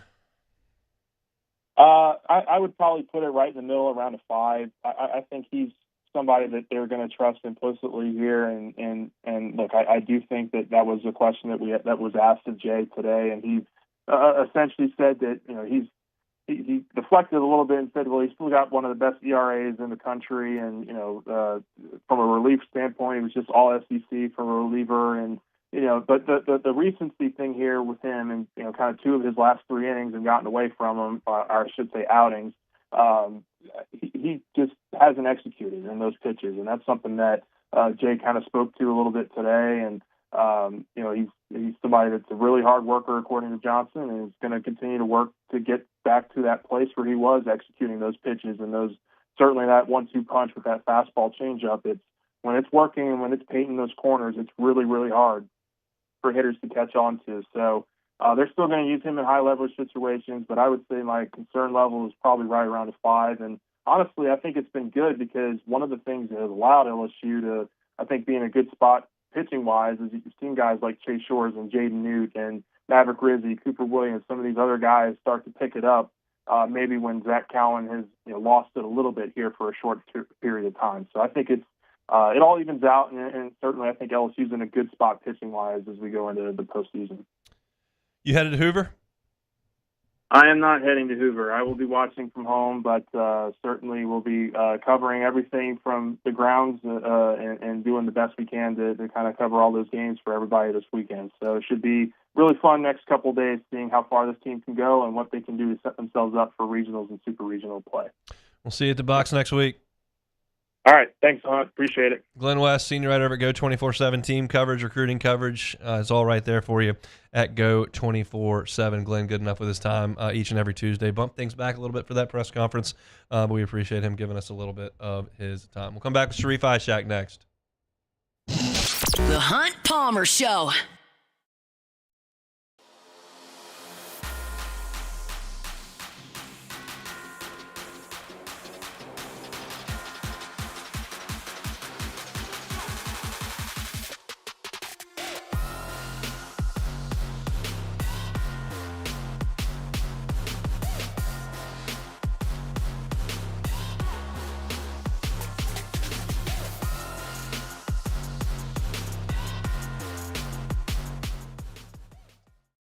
Men, age is just a number.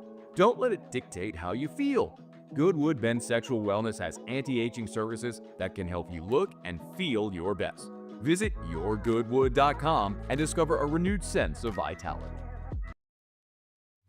At Sunshine, we know what you see when you look at your land. Where others may see dirt, you see the foundation you've built your life on. This, it's hallowed ground. It's past, present, and future. We're proud to provide quality John Deere equipment to help you maintain the land you love.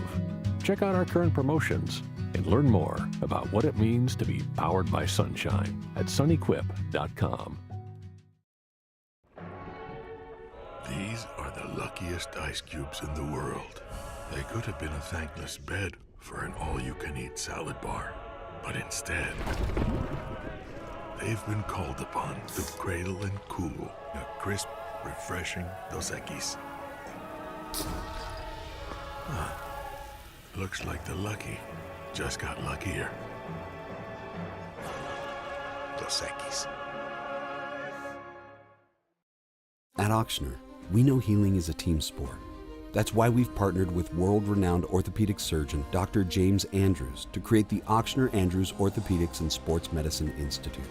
Whether you're a professional athlete or a weekend warrior, our team of specialists are dedicated to getting you back in the game. So whatever your reasons are for reaching your personal best, we've only got one. You. Auctioner Andrews Institute. Long live you. At Luba Workers' Comp, our journey began over 30 years ago with a simple belief: our clients come first. At Luba, our business has always been focused on people, not policies. Through every success and challenge, we've continued to grow because we've stayed true to our values, committed to providing you with genuine dependability. Because your well-being is more than a priority. It's our purpose.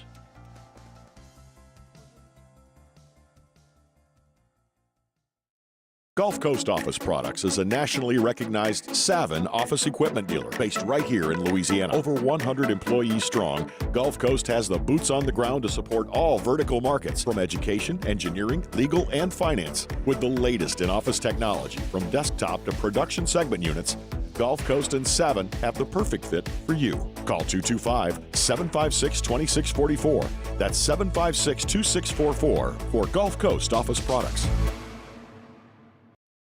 Family owned and community driven. Service Chevrolet Cadillac, a legacy you can trust since 1972.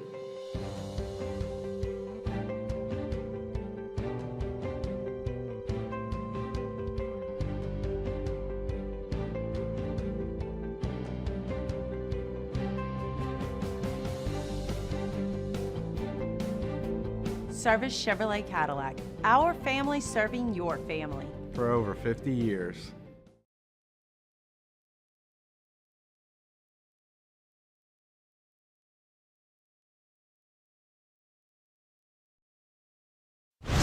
You're listening to The Hunt Palmer Show on 104.5 ESPN, Baton Rouge.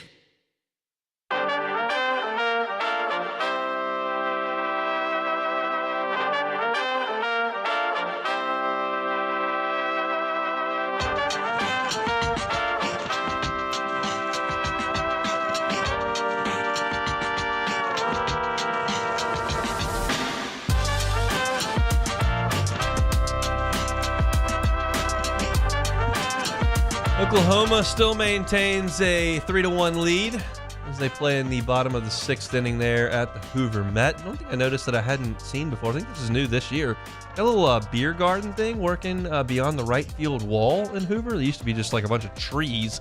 Remember where Blake Dean and a few hit the ball into those trees out beyond the right field wall. It is now got a little beer garden feel to it, which I think is a good addition. You're probably going to have to get some more locals in there because I think you're going to struggle with the non-very regional teams coming to a single elimination baseball tournament. Just hard to get A&M fans to show up for that. Harder to get LSU fans potentially to show up for that. We'll see. Maybe I'm wrong. I mean, Florida fans are still never going to come, and Arkansas does okay. It's pretty far for Arkansas fans to go. Tennessee will do okay. Auburn and Alabama you got to lean on, but got to get some younger blood not younger blood, some local blood in there. And if you can create a little bit of a premium feel to the seating, I think that's going to help get some folks in there. Not a great crowd as you would expect for a Wednesday afternoon there at Hoover. Crowd usually picks up in the evening. It's a tough break for Hoover that Alabama played the early game today, and they're going to play the early game again tomorrow. That's a Wednesday. Today Tuesday and a Wednesday at 9:30 a.m. Not ideal time to draw the Alabama crowd in. I haven't looked to see when Auburn is playing.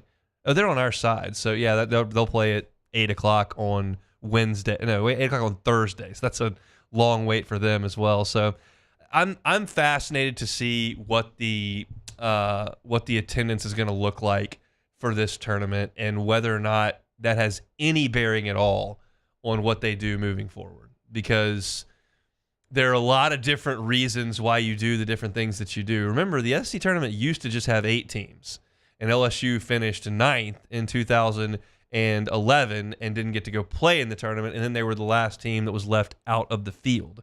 So they decided to change that, and they invited 12 teams, and then they had to do the single elimination Tuesday, and then back to double elimination Wednesday, Thursday, Friday, and then back to single elimination on Saturday, and then you added Texas A&M and Missouri in. You had to redo that, and then 2 teams didn't make it. Now you've added 2 teams, and so you don't want to be leaving teams at home that have a potential way to play their way into the tournament. So while I don't necessarily need Missouri and South Carolina there this year, the numbers work out so that they are. I think from a purely baseball perspective, it probably makes the most sense. You don't have to ridiculously overwork arms. Like LSU, if they win this tournament, is going to play 3 games. And they earned that right by being the 3rd seed in the tournament. And if, Kentucky's going to win it, they're going to have to win Tuesday, Wednesday, either Thursday or Friday, Saturday and Sunday. They're going to win 5 games. That makes the most sense. So from a baseball perspective, I get it. But these conference tournaments are a money grab. And there's certainly money in the television aspect of it. There's no question about that. We're going to be locked into it the whole time here. But there's also money to be made on ticket sales. And if you're not going to have fan bases travel, then, well, how much money are you losing? I don't know how much of that is SEC at the gate. I don't know how much of that is Hoover as a town with the hotels and the restaurants and that economy. And there are a lot of moving pieces that are candidly well above my pay grade. But I'm not sure how many LSU fans are going to go to this. LSU doesn't need to win. They don't play until Friday. You could theoretically come back on Saturday. Now, that is the weekend, so maybe only having to take one day off to go see LSU play with the potential they could play 3 games is worth it to you. But I know that there are some folks that are not planning on going that have generally made that an annual trip. Good news is, if you're an LSU fan, it's not like last year where if you definitely wanted to go see LSU play in the regional, they weren't going to be at home. So if you were going to spend some cash on seeing LSU play, maybe you save the Hoover money, spend it on Chapel Hill.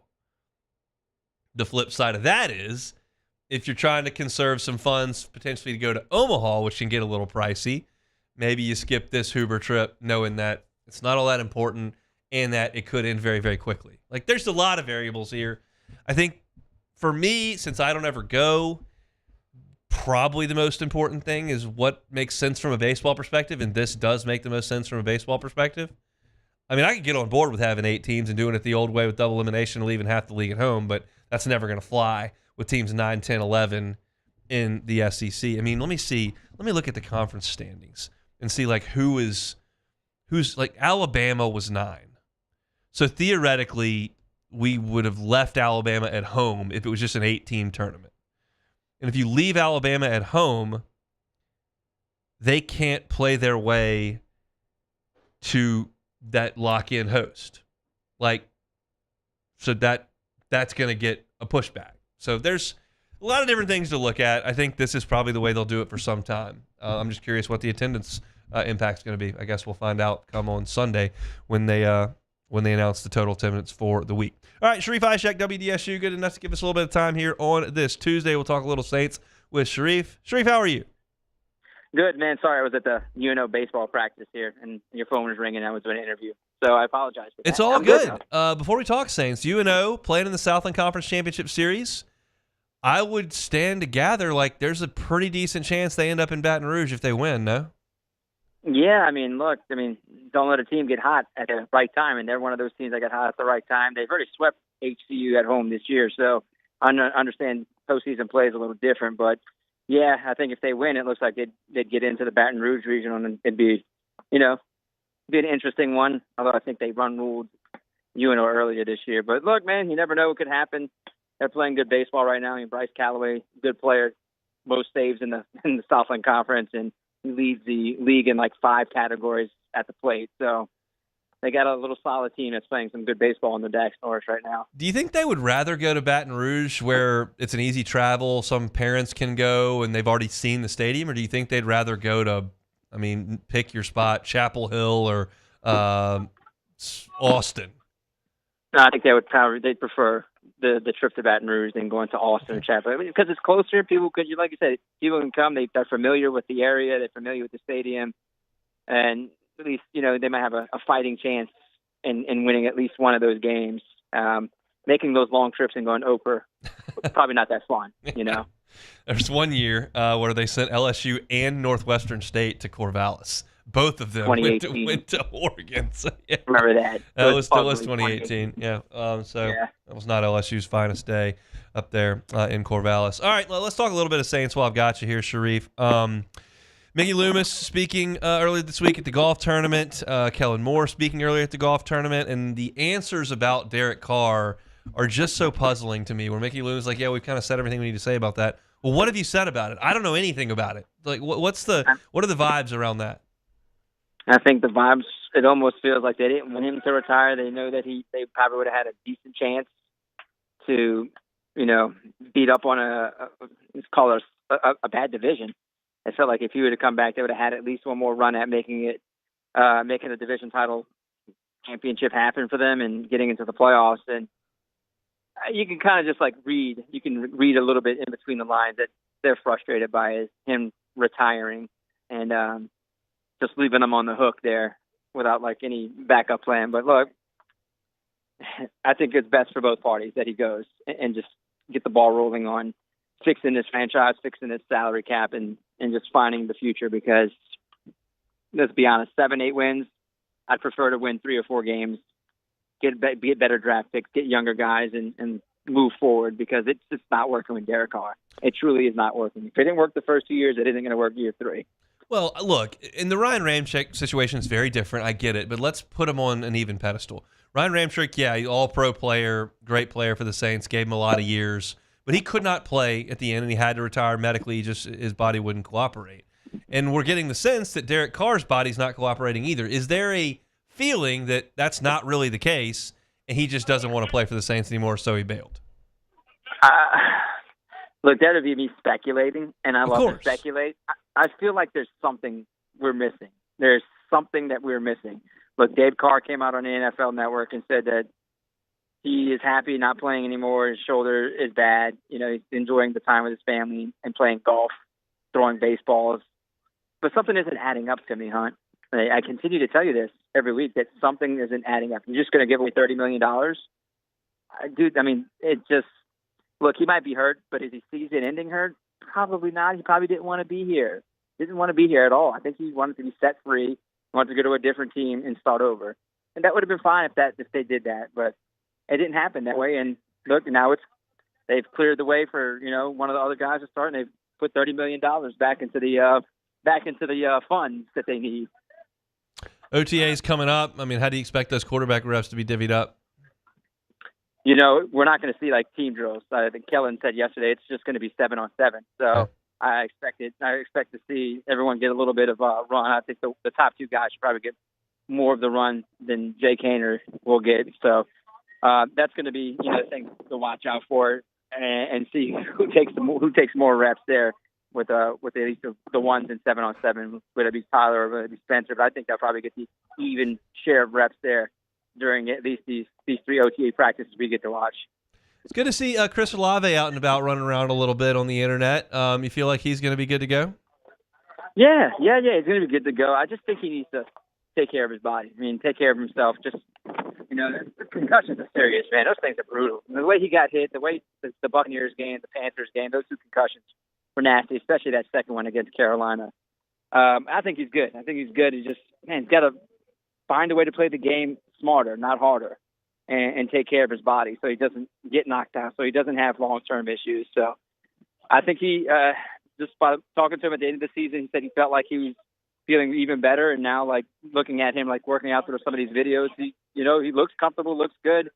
And then that's all you want. All you want is for him to be healthy and take care of his body and be safe on the field. I mean, it's a gladiator sport. You don't want to get knocked out, and you don't want to have long-term health issues. We saw some reports potentially that Pittsburgh might be knocking on that door. Do you feel like Chris Olave is part of the Saints' future plans? Yeah, I think so. I mean, you can't just trade him. Then you have no one. You have like Rashid and Brandon Cooks and then Bub Means, and you have no one. You can't trade a guy who's cheap, who's on a cheap contract. I understand it, the injury history, and you have him on a cheap contract and get at least something back for him. But you can't really not give Tyler or Spencer no weapons out there. It just makes no sense. I mean, it's just not fair for Kellen. It's not fair for that offense to just, get rid of one of your top offensive weapons. I would agree with that. We appreciate some time here, Sharif. We'll talk next week. We'll know who LSU is hosting, and perhaps that'll be the Privateers. So we'll talk about it next week.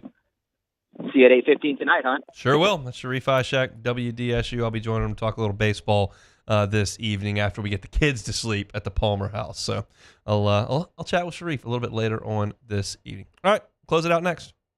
The Hunt Palmer Show.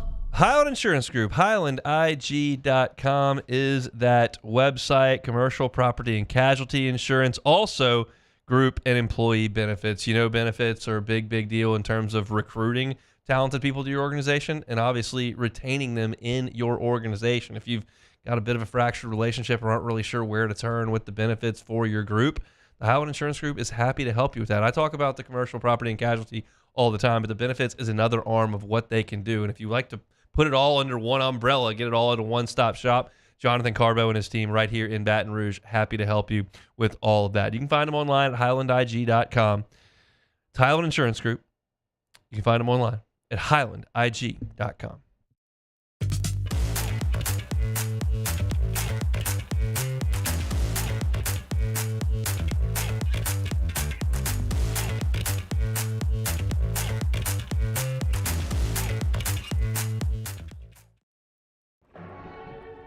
These are the luckiest ice cubes in the world.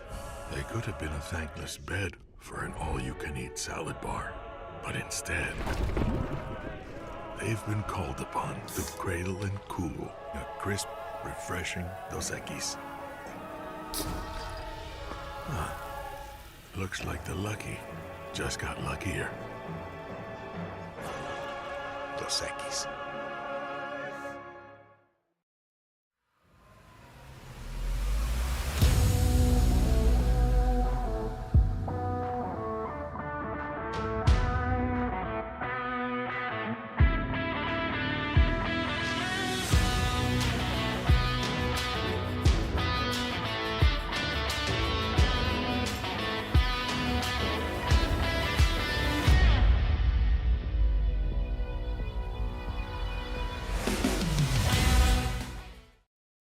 ED, low T, or simply seeking to optimize your health and performance? Goodwood Men's Sexual Wellness offers a range of discreet services to address your specific needs. We empower men to reclaim their health and confidence. Visit yourgoodwood.com.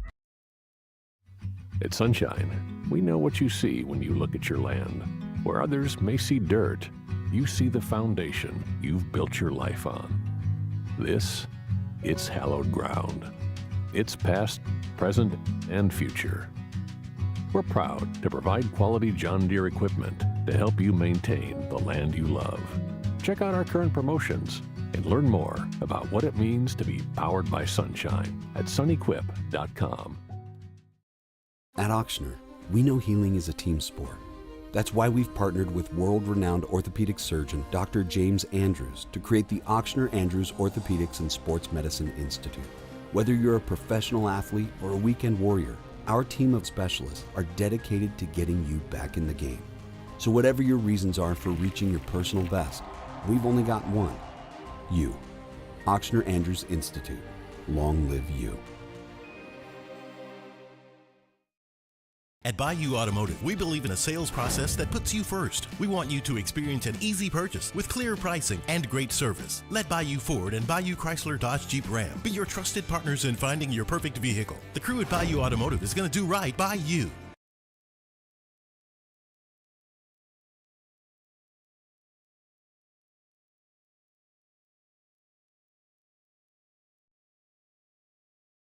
This is the Hunt Palmer Show on 104.5 ESPN, Baton Rouge.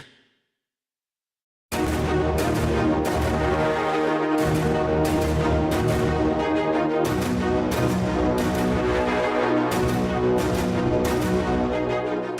104.5 ESPN Baton Rouge Spring Cha-Ching, powered by Citizens Bank and Trust, is back. Register now. Today is the last day at 1045ESPN.com for your chance to win $5,000 in cash. We'll announce the winner tomorrow on Wednesday. It's the Spring Cha-Ching from Citizens Bank and Trust and 104.5 ESPN Baton Rouge.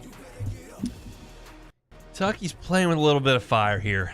That's not good for you, Hunt. Swept in the last. Why is that not good for me? Because you don't like Kentucky. Oh, well, I mean, they're not doing well. So yeah, they lost. They got swept in their last conference weekend. They're losing 3-1 here to Oklahoma. Oh, I thought you were saying that they were like making a move here. No. They're 35 in the RPI, which is okay. 8-18 in Q1, okay. Strength of schedule's 8. That's good. And I like their resume more than some of these around them, like Xavier and UTRGV, Cal Poly. I think they're okay, but this is gonna be an uncomfortable week in Lexington if they pack the buses and go home this evening. I think they're gonna get in, but it's gonna be close. So we'll see. Right now it's 3-1 Oklahoma in the bottom of the 6th inning. Sooners have 2 on and 1 out from Hoover. All right, got any take it or leave it back?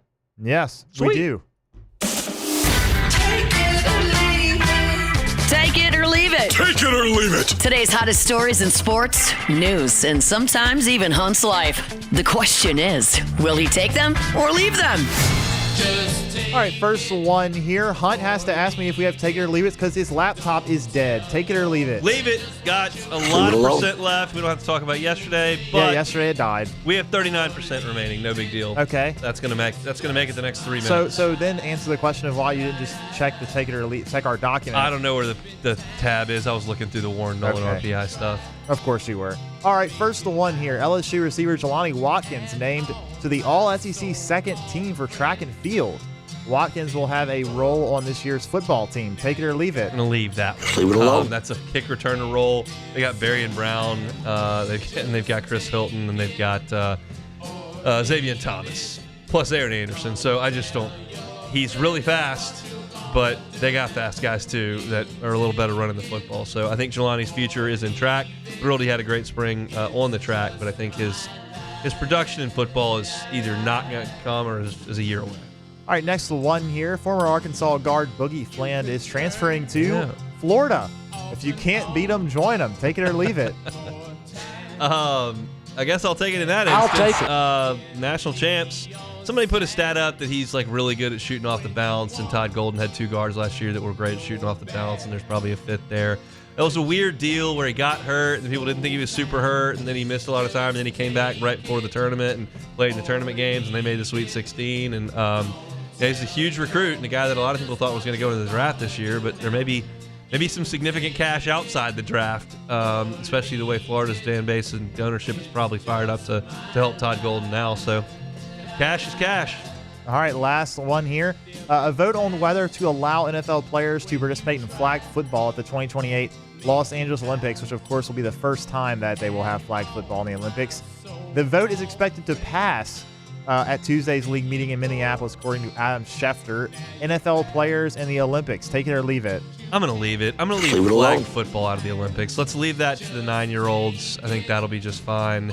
I don't need 22-year-old dudes out there playing flag football in the Olympics. Like, flag football is like really a chance-driven thing. Like, the flags are hard to pull. Like, I played intramurals, I guess, but not very well, and certainly not at an Olympic level. I don't need T. Higgins and Kyler Murray out there playing flag football. You don't want to see. That's not part of my Olympic viewing. You don't want to see Joe Burrow throwing some 50-yard passes to Jamar Chase against Greece. I really don't. No. And I got a feeling that would not go very well for the Greeks. Probably not. Yeah. Probably not ideal. Unless you got Giannis back there playing free safety. Yeah, maybe. And going jump balls. I'm going to go on a limb here and say this will be the only time we see flag football at the Olympics. Yeah, I can't imagine this is going to be really much to see. And then, of course, if NFL players do actually, I'm sure there will be some that decide to actually do it because, it gets to represent your country. But you are doing it in a sport that's never been in the Olympics, and it probably won't again, and you have the potential of getting injured. So we just don't need that. No, I'll stick to my swimming, my volleyball. I'd rather handball. I'd rather do that for the Olympics than watch flag football. So no thanks. All right, that's it for a Tuesday edition. You missed any of it, catch it on demand wherever you find your sound. I'm going to go watch a little bit of baseball and get a story up on LouisianaSports.net about baseball. And Matt's going to drive you home so you can hang out with him until 6 o'clock. We're back tomorrow. Same time, same place. It'll be a Wednesday edition. Hunt Palmer Show. The Hunt Palmer Show. There it is, the extra mile. On the border of expected and extraordinary for those willing to go further. Like vans customized for work or play.